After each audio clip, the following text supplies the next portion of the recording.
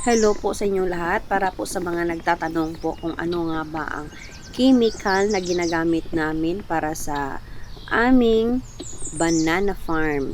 Ito nga po nga na chemical ay ginagamit namin para sa damo po.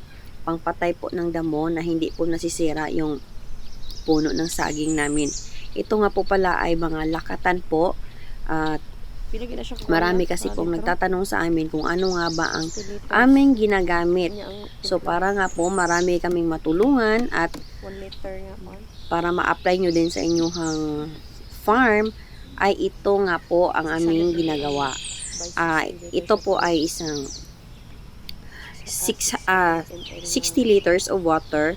Ang ilalagay mo na tubig is 60 liters. Tapos, lagyan mo ng chemical na 600 ml po. Ay ito talaga ay hindi po masisira yung saging ninyo sapagkat ang damo lang po talaga ang mamamatay. So dapat nga po guys, ang yung mga sprayer ay may salaan talaga para hindi po masama yung mga dumi.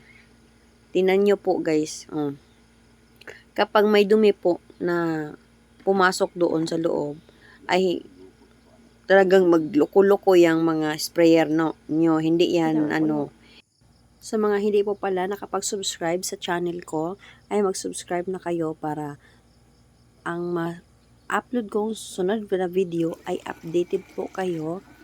Dahil magtuturo po kami ng about po sa farming.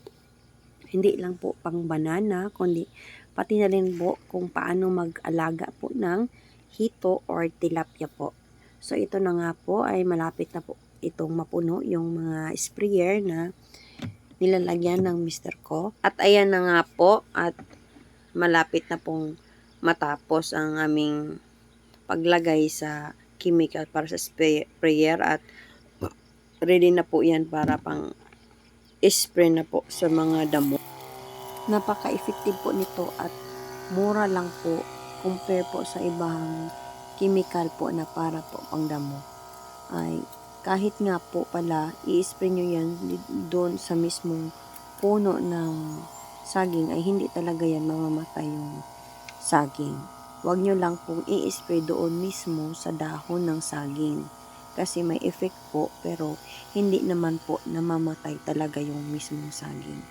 So advice ko lang, huwag nyo na lang pong i-spray. Then ito na nga po ang aming chemical na ginagamit. Paki-screenshot na lang po. And thanks for watching. See you again next time. Bye-bye.